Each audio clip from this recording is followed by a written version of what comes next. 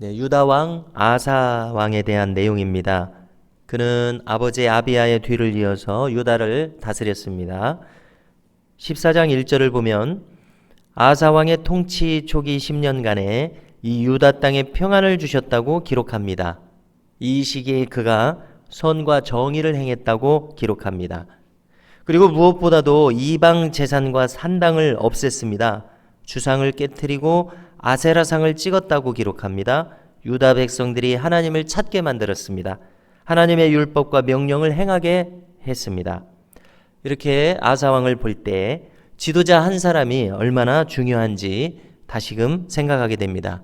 지도자가 중요하다는 것 언제나 강조할 말입니다. 유다의 모든 성읍에서 산당과 태양상을 없앴습니다. 오늘 성경의 기록은 그 결과로 평안함을 누리게 되었다고 말합니다. 하나님 앞에 바로 서니까 평안함을 주셨다. 이 내용입니다. 우리가 잘 믿을 때도 역경이 올 수 있습니다. 그렇지만 불신앙으로 오만하게 행해서 범죄할 때 심판으로 전란이 일어나고 역병이 일어나는 것 또한 사실입니다. 모든 역경이 심판이라고 해석할 수는 없지만 범죄와 심판의 인과관계는 분명히 있습니다. 성경도 그렇게 말씀합니다. 모든 것이 다 그렇다고 할 수는 없습니다. 마찬가지입니다. 순종할 때 평안한 형통함을 주는 것 또한 명백한 사실입니다. 성경이 그렇게 가르쳐 줍니다. 오늘 아사왕과 유다 땅의 평안함은 바로 그들의 신앙이 바로 섰기 때문이라고 일러주고 있습니다. 신앙을 바로 세우기 위해서 아사왕이 한 일을 우리가 주목하겠습니다. 그는 바로 세우기 위해서 잘못 세워진 것들을 다 무너뜨렸다고 기록해 줍니다. 우상의 주상을 허물었습니다. 아세라상을 찍어냈습니다. 그래서 개인과 가정도 마찬가지입니다. 나아가서 국가와 교회도 마찬가지입니다. 바르지 못한 것은 도려내야 할 줄로 믿습니다. 잘못된 습관은 버려야 합니다. 그 후에야 바로 세울 수 있습니다. 그래서 우리는 항상 우리가 바로 서기 위해서 부지런히 스스로를 돌아봐야 할 줄로 믿습니다. 우리는 가만히 놔두면 먼지가 쌓이는 것처럼 언제나 오염되기 쉬운 허물 많은 인생인 것을 늘 잊지 말아야 되겠습니다. 이제 7절을 찾으셔서 함께 읽겠습니다. 7절입니다. 아사가 일찍이 유다 사람에게 이르되 우리가 우리 하나님 여호와를 찾았으므로 이 땅이 아직 우리 앞에 있나니 우리가 이 성읍들을 건축하고 그 주위에 성곽과 망대와 문과 빗장을 만들자. 우리가 주를 찾았으므로 주께서 우리 사방에 평안을 주셨느니라 하고 이에 그들이 성읍을 형통하게 건축하였더라. 아멘. 이렇게 기록합니다. 자, 아사왕의 신앙 고백이라고 저는 생각했습니다.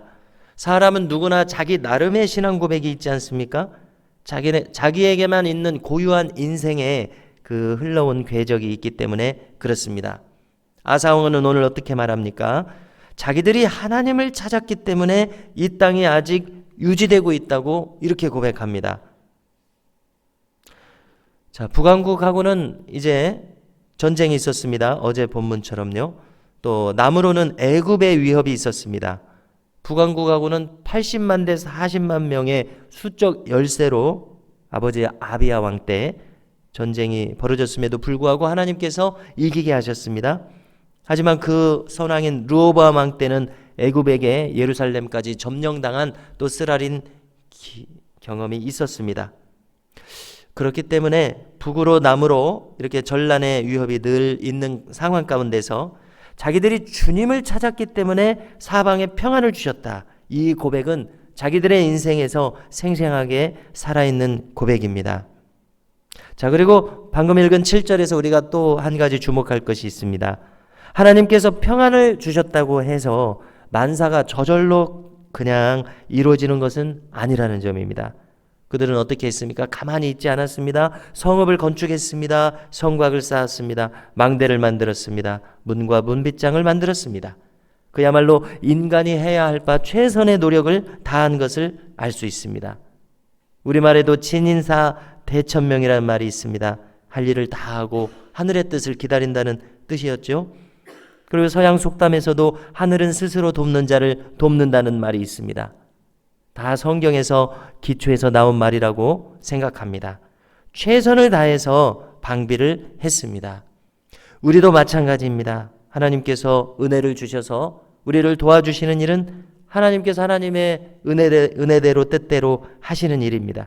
그러나 나의 할 바가 있다는 것을 우리는 늘 잊지 말아야 되겠습니다.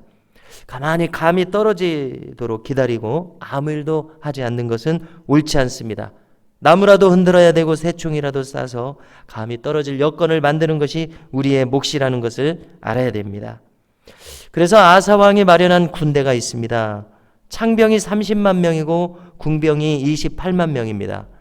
남유다 왕국은 2지파밖에 안 되는데 어쩌면 이렇게 큰 대군을 양병할 수 있는지 믿기지 않을 정도입니다.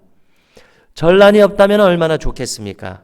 자, 그렇지만 오늘 성경에서 이어지는 사건은 구스 사람 세라가 100만 명의 대군을 이끌고 쳐들어왔다는 기록입니다. 그래서 예루살렘 서쪽으로 40km 정도 되는 곳이 마레사라고 하는 곳입니다.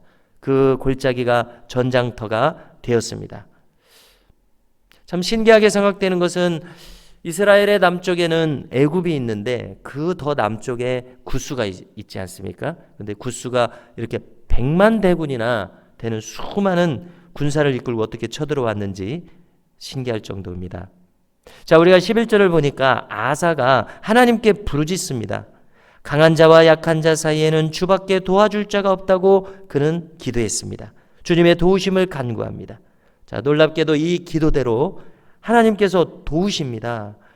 100만이나 되는 이 대군이 이 블레셋의 그랄 땅까지 쫓겨가서 전멸을 합니다.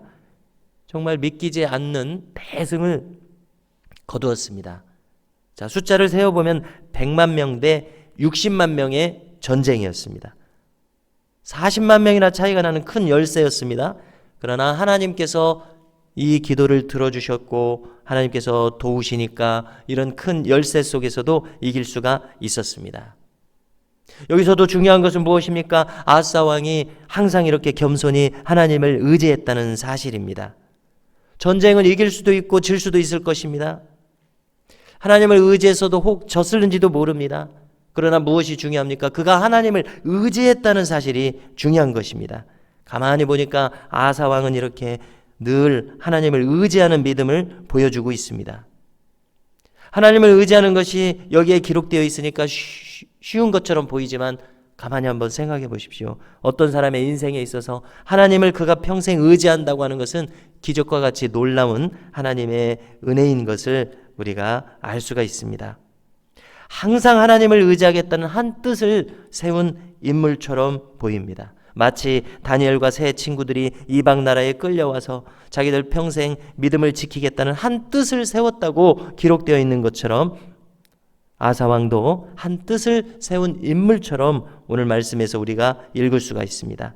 오늘도 우리 자신들도 이 아사 왕과 같이 평생 하나님을 의지하는 믿음으로 승리하리라는 결단이 서는 이 새벽 시간이 될 수 있기를 주님의 이름으로 축원합니다.